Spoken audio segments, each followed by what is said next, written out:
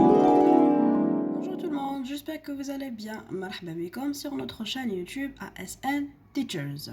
Alors, dans cette vidéo, nous allons parler des procédés explicatifs. Qu'est-ce que les procédés explicatifs?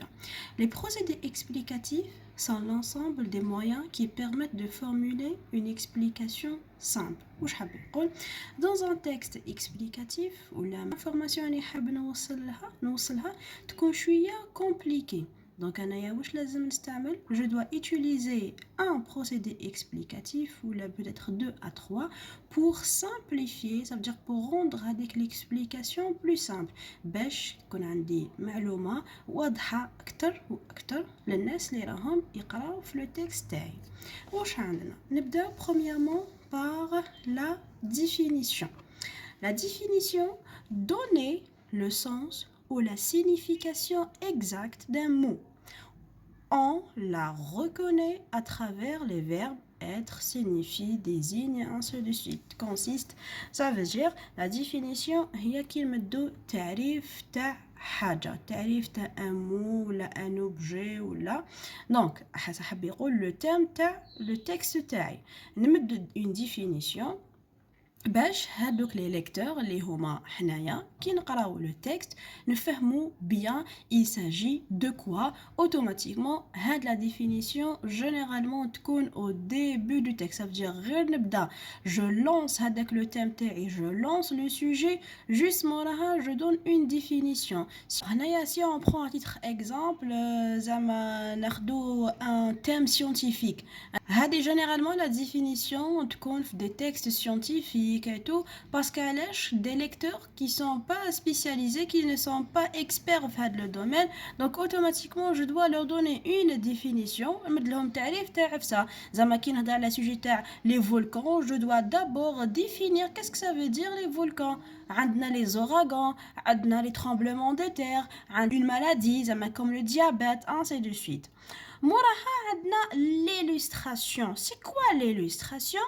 C'est donner des exemples introduits par. Donc, Anaya, c'est bon. J'ai lancé le thème تاعي, me dites une définition, لازم نمد les exemples باش هداك le lecteur يكون فاهمني وش راني نهضر. Donc انا كي نهضر d'une manière générale ما راحش يفهمني بالك, mais quand je donne des exemples راح يفهمني اكثر.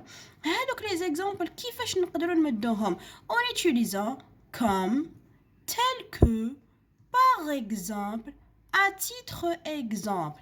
Zama, on trouve plusieurs maladies chroniques telles que le diabète, l'hypertension, ainsi de suite. Donc, on a qui on dit des maladies chroniques, mais qui on le diabète, l'hypertension, on يفهم باللي راني نهضر على الأمراض المزمنة.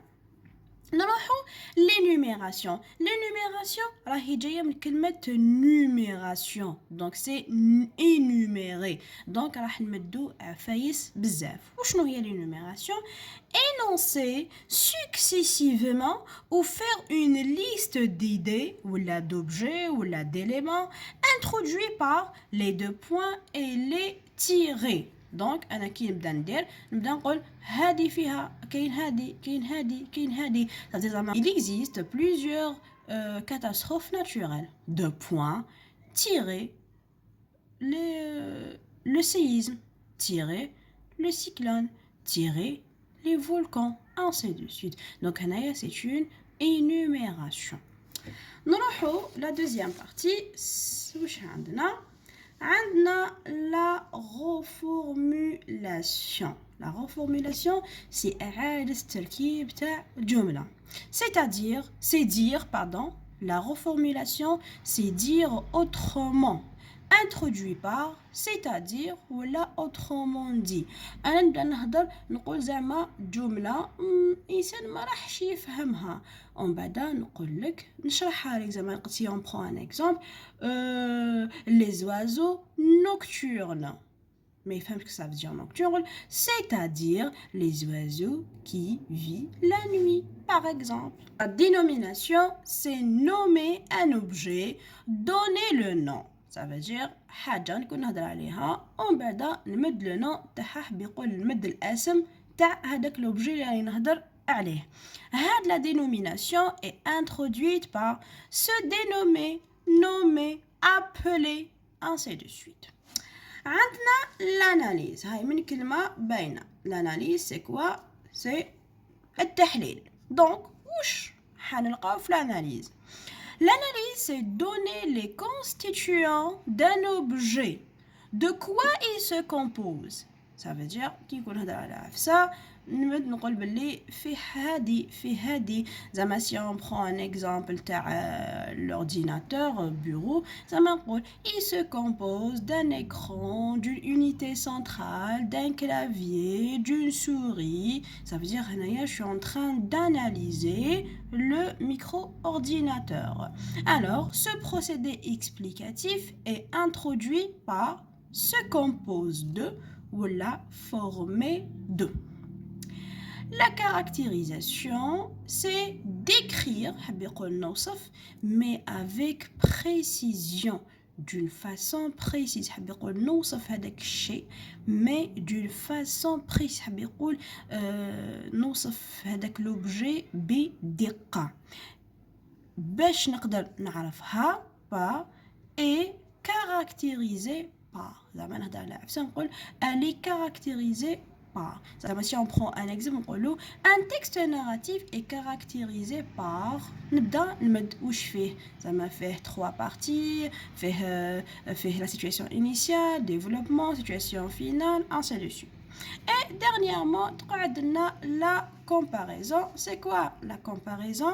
C'est al-muqarana. Donc, c'est établir les ressemblances et les différences entre deux idées. Donc, on a deux idées, deux objets.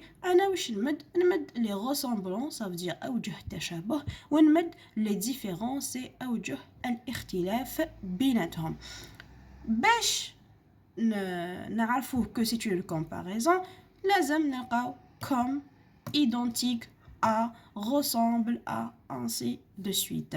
برك هنايا هادي comme نستعملوها lorsqu'on donne un exemple, نستعملوها lorsqu'on donne une comparaison. Donc la différence بيناتهم c'est par rapport au contexte de la phrase.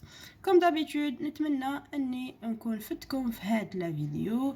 Alors, pour qui n'est pas abonné sur notre chaîne YouTube, donc abonnez-vous à notre chaîne ASN Teachers, aimez la vidéo et dernièrement, n'oubliez pas d'activer la cloche pour recevoir d'autres vidéos.